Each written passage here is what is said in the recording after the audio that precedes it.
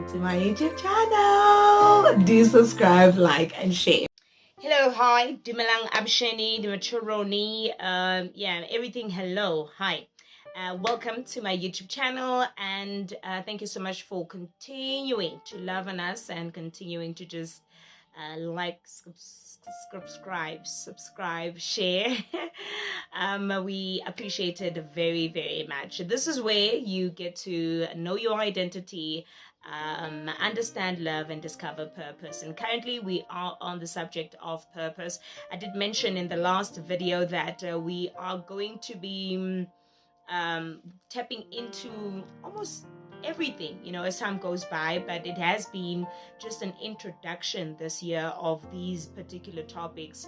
I'm doing it the best way I know how, and I strongly believe that one is going to expand in all these topics, and we are going to bring them together at some point to paint a picture to you. So last time we also introduced the subject of purpose, and telling you the first step into knowing your purpose is into knowing your God, having faith, in God, because nothing comes from nowhere, everything comes from somewhere. So if your faith or your understanding about the creation of mankind is God, then that's a good place to start. That's the person that needs to give you your purpose. But if you have a different understanding, whatever you believe in, therefore, has to be the one that is responsible in helping you discover your purpose. Normally, when I would deal with this subject, at school, I would be giving pointers on the things that can help you discover purpose. And one of them is your God. That's the first place to start, honestly speaking. And it's spending time with yourself to pay attention to certain things that you like and you don't like. And also people around you can also help you highlight certain things that you are good at that can help you navigate your purpose. These points don't determine your purpose. And also trying things out. So if you try things out, you listen to what people say in terms of what are you good at and whatnot. You spend time with yourself, writing those list of things that you believe that you are good at, and of course connecting to your God. Those things can lead you to purpose. It's not a definite solution. The definite solution would be you getting in contact with God, you getting to build that relationship and understanding of who you are and why you are on this earth, because your belief is He made you, and therefore He will determine where you are going. So today I just want us to look at what you love does not always determine your purpose. Most people would give you advices of do what you love, and you will be fulfilled. That's great advice. That's honestly amazing advice. But it's not always what you love that determines your purpose. Because when you take a look at yourself, you like probably a lot of things, you really do like a lot of things, and all those things cannot be your purpose. I don't believe in the concept of jack of all trades. I believe in mastering one thing and running with it. You could be skilled in other things, but there is always that one thing that will bring fulfillment, that you have to be responsible over, and that you might not really love the most, but you enjoy doing, so purpose is not always determined by what you love, right? So if you are a believer and you read the Bible, when God calls Jeremiah, He says that I knew you before you were formed, and I knitted you in your mother's womb, and I set you apart to be my prophet. So God created us, God made us, and Him setting us apart, it is for something that He believes will bring an impact in people's lives, and in the same breath bring fulfillment to you, right? As much as I love music is not my God-given purpose. I can't sing like people who are gifted to sing, and people who are meant to do that. But I can hold a note. But that does not mean it determines my purpose. It might play a role, into advancing what I need to do. speaking. Let's say I go to an event and there's no musician there, and I want to just stir up the atmosphere. And of course, there you are, Nkuli, you can hold a note. Give it one song, and then the atmosphere is stirred up, and then we speak, because that's what we are called to do. And speaking in a specific area and way and whatnot. We will get into that at some other point. But today I just really want us to focus on, don't really put emphasis on, I have to do what I love, I have to do what I love and that determines purpose. No, I have to enjoy it and then it determines purpose.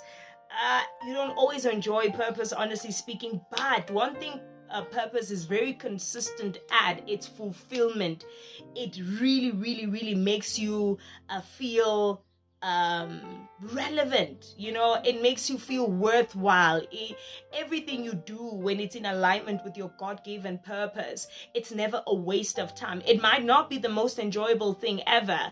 It might not be what you really love doing, but it is something that needs to impact people's lives, aligning them with what God has destined them for as well, or advancing them, whatever the case may be. Just here to put an emphasis on the fact that purpose is not always doing what you love. Loving it is part of it.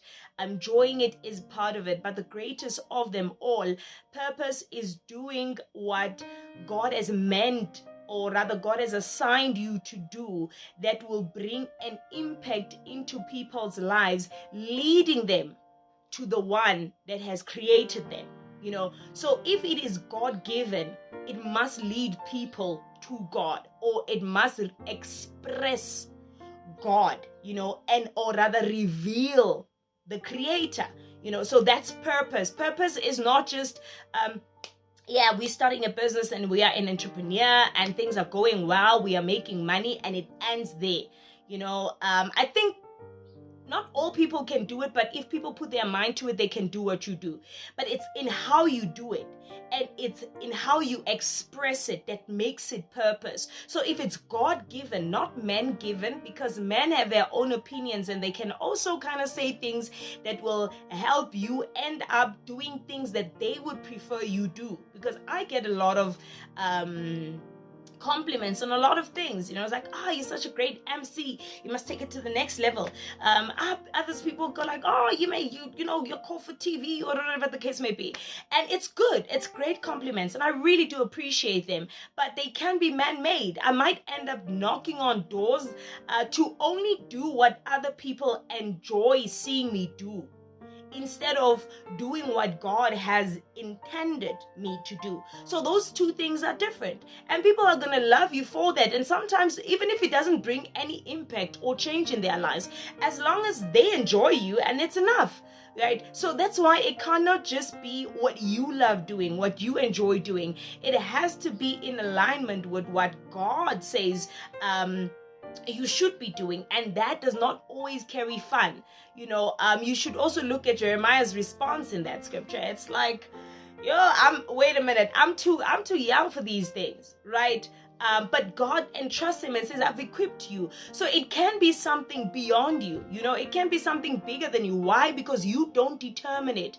The one that has created you determines the purpose. You don't. So it's not just about enjoyment. It's not just about the fun. It's about the impact. It's about what it reveals to people. It's not just singing to someone. It's singing, bringing healing that would lead people to God.